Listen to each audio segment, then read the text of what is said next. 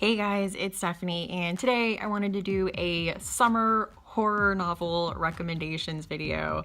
Summer is just such a great time to read horror. I mean, I read it all year round, but even if you just look at a lot of movies and stories, a lot of them take place during the summer. I'm looking at you, Friday the 13th, and basically any story that involves young people getting together in an isolated cabin and things happening to them.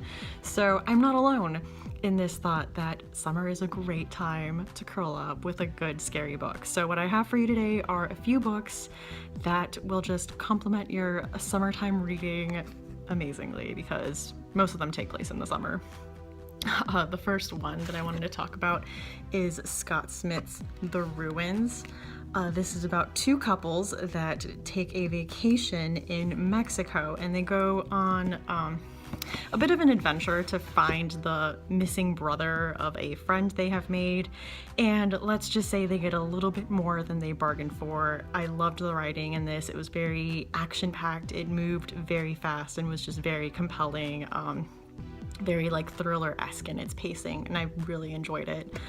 The next book I wanted to talk about is a bit more of a commitment, but it's if you wanted to get ready for the movie coming out in September, and yes, I am talking about Stephen King's It. And this is a dual timeline story, but the first timeline does take place in the summer when the kids are young.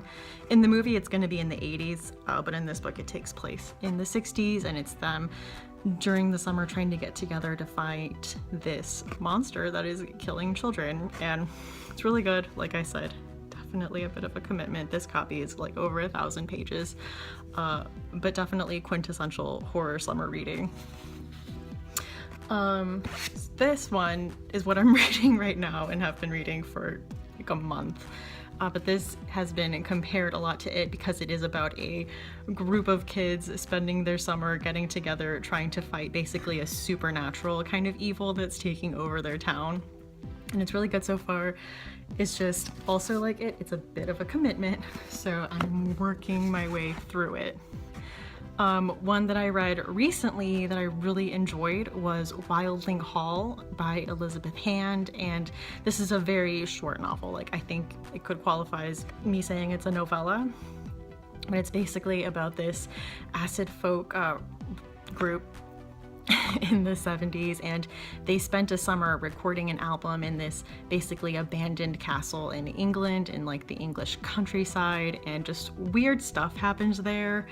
And it made that album very infamous, and it's the members of this group basically being interviewed by a documentary maker, and they're like looking back and talking about what happened that summer and what happened at Wyldling Hall while they were there.